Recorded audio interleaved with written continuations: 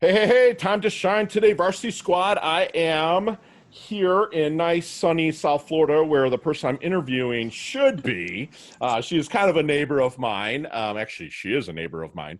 And, I've been stoked. It's been a little bit of time coming to get my good friend, Dr. Laura Ellick, on the Time to Shine Today podcast. And she's up in Long Island right now, waiting on, I believe, That's a graduation for your son, correct? Uh, yeah. Okay. And that's correct. awesome. Yeah. So we're gonna Big high get. school graduation. Yeah. Yeah, that's huge, and it's so crazy what things are going on right now because we're still up there. There are a lot more quarantine than we are here in South Florida.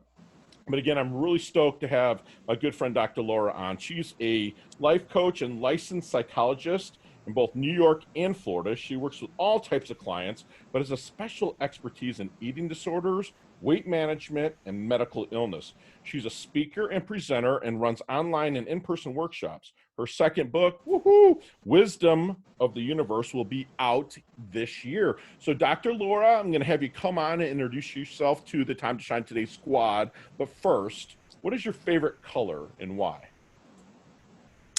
Purple. Purple. Purple has always been my favorite color. That was easy. If that's the easiest question we get, I'm happy here. So yeah, purple's always been my favorite. I find it soothing. And it's royal and regal, too. And it's royal and regal. And There I you, just put my new logo out and it's purple. what? I can't Yeah. wait to see it. And Yeah. so we'll get to a little bit later, but are you dropping a book in this month or? I Yeah. am. It should be out by the end of this month. Okay, I'm really, really perfect. excited. Yeah. Perfect, because Yeah. from the time of interviewing, it's about a month delay to get it out there. So, folks, you're listening to this, check the show notes right now because her book will be there. Okay, so Dr. Laura, let's get into the origins here of you and Me. how we Wow. got Okay. started and hmm kind of take us from Miss Laura from maybe childhood up through becoming a doctor. Awesome. All right. So that's a little bit of a long journey. I'm not going to say how old I am, but that's a little bit of a long journey. I mean, I was just always like the sensitive kind of kid, concerned about everyone's feelings, didn't want anybody to be hurt, knew that I was going to somehow find my way into this field. When I got to college and I took my intro Psych 101 class, it was the only textbook where I read ahead every week. I just had to keep learning more and more and more. And I would read the same chapter over and over because I would always get something different out of the chapter. So I knew that that's what I was going to focus on. In terms of the area that I was going to focus, it was pretty interesting because on my dorm floor, there were 18 girls, and 6 out of 18 girls had or had had eating disorders.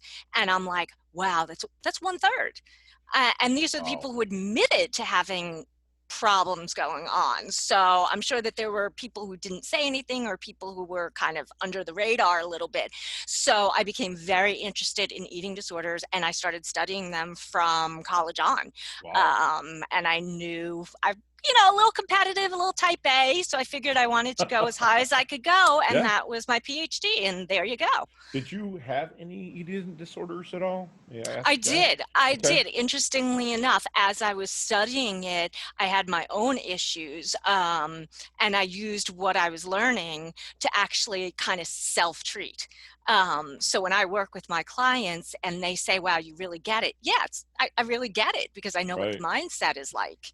Right. Yeah. So you've lived through it, so you can kind of share your story to help them level up as they go through their journey. So Right.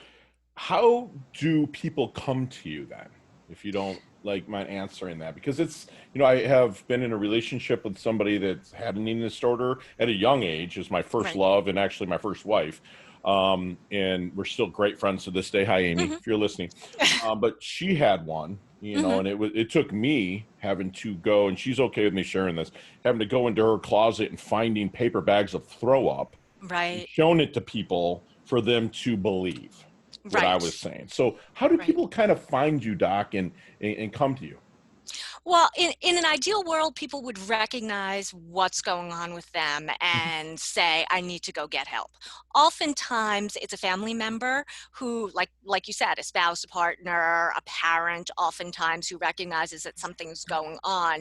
And because there's such a phobia of food or a phobia of getting fat, people don't necessarily walk into my office saying, hey, doc, I'm here, treat me. They come Sure. in not very willingly. Right. But once we start talking and once we realize how much food and eating is controlling their life, they really want to get rid of that. Sure. That's not thriving. That's not even surviving. And so, we can hook people in that way by just realizing how much of their life is controlled by food and eating. Wow. And so do you ever get, I'm sure the answer is yes, but do you have people that like have almost met death and then get referred to you as well through the eating disorder, taken to that and then come to you and kind of start from square one with Absolutely. you? Okay. Absolutely. I mean, one of the things that's so difficult about an eating disorder is the longer you have it, the harder it is to treat. Sure. So, I mean, I've seen people all over the spectrum where they've been close to death. Now they're stable. Something happens in their life, like Corona lockdown or Sure. some kind of like major stress, Right. and then they start to drop again. Gotcha. So what, in your opinion, then makes a great coach or a therapist or a doctor in that line of work? Right. I think that the number one thing you have to have is a compassion and an empathy for somebody else. Even if you don't necessarily know exactly what they're going through, to be able to sit there and say to somebody, I don't necessarily know your experience 100%, but I want to hear what it's like to be you. Right. And so Y- you're Right. listening not just with your ears, but with your eyes and all the other senses as well to And really with your gather their heart, story. Yeah. really with Your your heart. heart. Yeah, I that's mean, what yeah, yeah. listen with your heart. Yeah, that's absolutely true. So what, if you don't mind sharing a little bit of your Sure. secret sauce, when you're in the discovery process with Mhm. somebody, what is your secret sauce a little bit to help them find their blind spot? Well, that's a good question. Um, a lot of times, one of the things I like to do first with all of my clients is let them know that I am 100% there for them. So when they know that they have an ally, when they have someone that they can reach out to, that they can say anything to, and I'm accessible 24/7, the walls start to come down. Sure. So once you see the wall come down and that trust happens, then you can find what a person's maladaptive thinking processes or what their weak spot is that's really driving whatever their issue is, whether it's depression, whether it's anxiety, whether it's an eating disorder. Wow. But it's really about making that connection with the person and letting them know that I don't really care what issue you have. Right. You're valued as a person. You have Sure. something to give. And so that's part of like this, the secret sauce is Right. just listening and being there and telling people I'm here to help you because you deserve better than this. And you're having that presence to where you're not judging Right. and they're opening up, and then you can, as you ask, I guess you can get down to the root of things that really the help with the therapy, the cure. Okay, that's Right. fantastic. So is there any good question that when you're meeting with somebody the first time, and again back to the discovery period, is there any good question that you wish they would ask you but never do? Um, I think it would be great. I'd love to see people ask more about how you do what you do. Okay, your process Um, then. your process. Protocol Yeah. process. Okay. Yeah, I find just in the mental health field, people don't necessarily understand. Hmm. When you go to an MD, you ask a lot of questions like, so how long is this going to take? What are you going to do to me? What Right. kind of tests are going to happen? I just would like to see, not to be obstinate, but just for people to be more involved in their mental health care the same way that they're involved in their physical health. But Um, as a doctor, do you think that they're trying to steer, like a car? And if you're listening, I just made the hands on the steering wheel. Um, steer you in a direction, or you're smart enough to know that and then still kind of add it into their cure, for a lack of a better term. You know what I'm saying? Like a lot of people will come in, like when I go see my doctor, I do see, I suffer from PTSD, Hmm. overseas and whatnot. I kind of went in and asked, kind of that question. Yeah. But my alphaness, like you, I Hmm. tried to steer that Yeah. in the direction of where I wanted to hear things, but he's good, so he didn't. Do you find patients maybe kind of trying to do that when they first meet you? Absolutely. I think anything that you get in a conversation with someone is more grist for the mill. So if you That's open awesome. an area of conversation, Sure, it's all information that you can use to find out more about the person. So if you're dealing with someone who's an alpha, maybe part of their issue is going to be control, and so that's going to be something that you're going to wind up working with. And it could sure, be control, not to be like a controlling person, but sure. just because it makes them feel safe to try to control the situation. Absolutely. So anytime you have a conversation with someone, you can get a lot of valuable information, Have and you we fa- use it all. have you failed with a patient? Yes. Okay. Oh How do you yeah. handle that, and how do you come back? um I think you have to understand that in this field, like in any medical field, there are going to be people who just don't respond. People who, for whatever reason, whether it's genetically, whether they're just not there at the spot yet where they need help, they just are not ready to receive it. And so sometimes we just make an agreement that it's like a not now thing, Hmm. and you can come back if you want to, but I can't say that I feel good about it. Understood. I Yeah. always wonder. I always wonder what happens to people. Did they eventually come back? Did they find somebody else? Sure. Maybe it's just not a good personality Right. match, Absolutely. and that happens sometimes too. But it's hard not to take it personally. Exactly. I was just going to ask. Yeah, Well, thank you for being so candid and yeah. transparent and open with that. So we're going to get into our DeLorean with Marty McFly right now. We're Hmm. going to go back to the 22-year-old, which, by the way, she said that she doesn't want to disclose her age. But if you're watching this on YouTube, she is very young, vibrant looking, beautiful woman. So don't let her fool you if you're just listening. But let's get into that hang out with Marty McFly. Let's go back to the 22-year-old Dr. Laura, which you might not have been a doctor yet, but again, Right. go back to Laura at that time. And what kind of knowledge nuggets are you dropping on her to maybe help her blast through some learning curves and whatnot with the knowledge and wisdom you have now? Keep on going. Keep Never give pressing up. on. Just keep pressing on, and also just relax, girl. It's gonna work out. Like, it's gonna work out. I know I wasted a lot of time in my early 20s with anxiety and how do I do this and how do I do that, and you know what, it all winds up working out. So I Right. could have saved myself a lot of energy, a lot of lost sleep, just reassuring myself that it was going to be okay, Right. and that there's always a way. I'm coming up on 50 and I still have to remind myself that. That was Oh part of yeah. like what you were talking about patience control. Yep. It's like, man, just relax, chill. You know what you did, what you had to do, and just keep progressing. And inch by inch, it's a cinch, is what we like to say here at Time to Shine. So you've accomplished so much in your life. Is there any big thing that you really want to have happen as you start to kind of leave your legacy out there? Oh man, yeah. I'm ready to talk at MSG. Are you coming? Let's go. Let's go. Let's Let's go. go. Yeah, I really want to put things out there. I love working one-on-one. I mean, that's how I started. That's a Sure. passion. But you don't touch as many people as you would if you were in a group format. That's why I like to write books, because I like to touch people in different ways and reach as many people as possible. I want to go big. That was the other thing I would tell my 22-year-old self that I've learned is go big or go home. This There is you like the go. one life you have to live.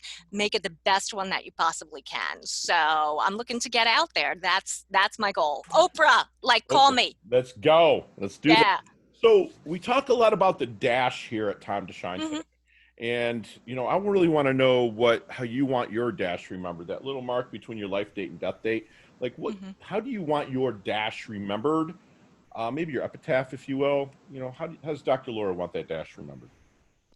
She loved hard. She lived hard. She played hard. No, no, just kidding. She loved what she did. She worked for everybody, and she tried to do the best that she could every single day.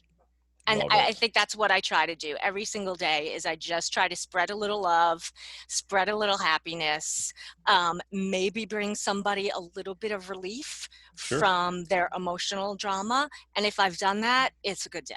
Good for you. I love that. I love that. And you're doing it every single day. You're such a go-giver. So, what would let's take our cell phone out of it. Let's take our computers, tablets, Hmm. anything electronic out of it. What are three things Dr. Laura can't live without? Books, Okay. tons of books, um, my music.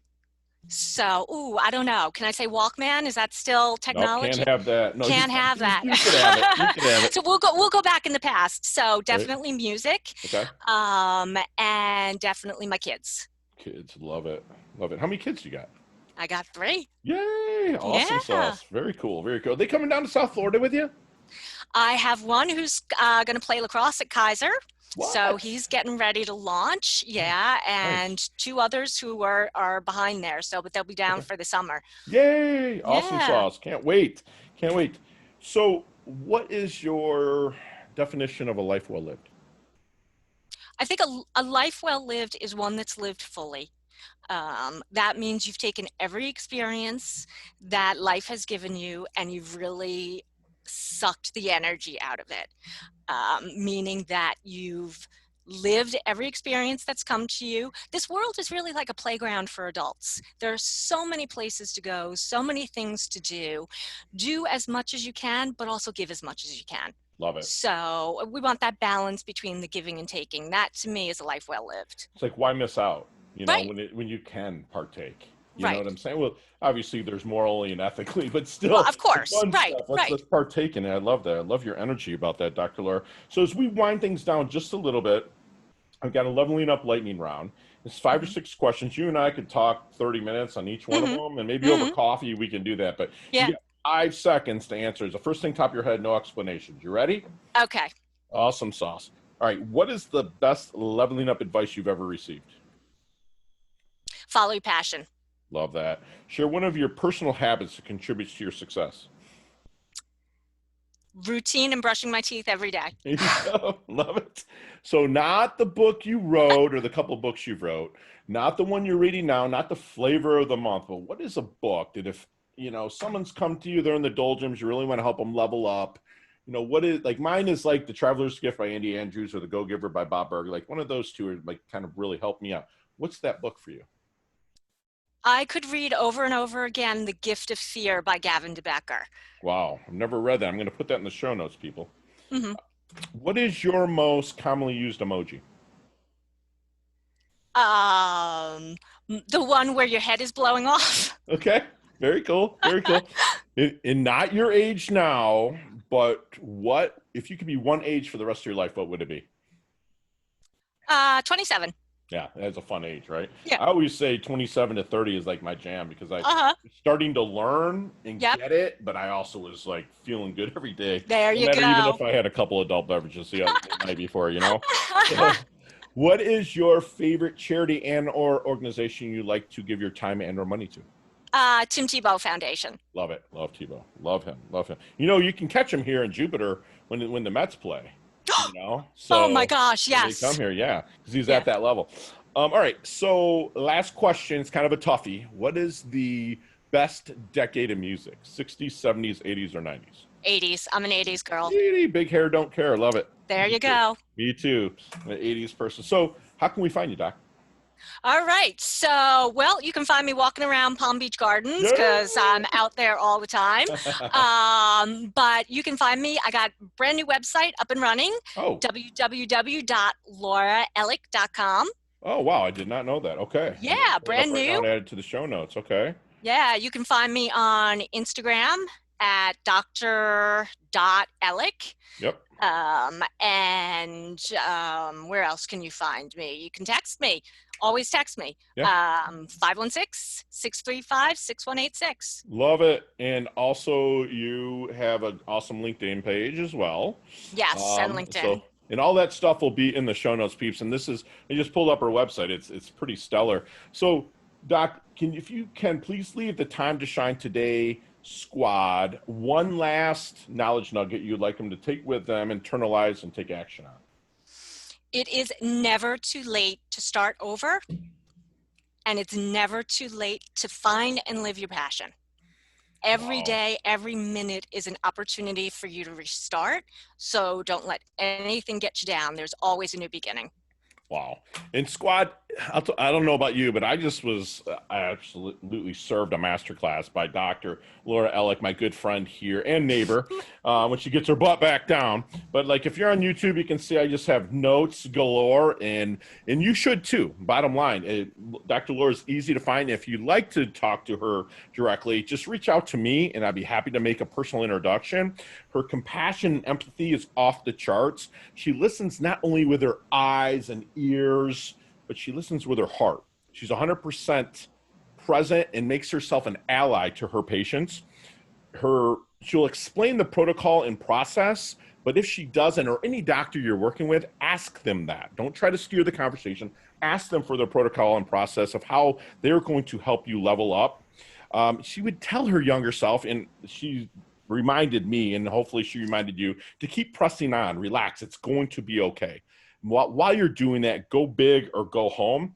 And now, I know she said she was joking, but she does love hard, live hard, and plays hard. She spreads her love and happiness, and basically never be afraid to start over and live your passion. And she does that in spades. Dr. Laura, thank you so much for coming on. You're so humble yet hungry. You're so leveling up your health, leveling up your wealth. You're part of our squad now. You can't go anywhere. So thank you so much for coming on, Doc. Thanks so much for having me. I appreciate it. Absolutely. Bye now.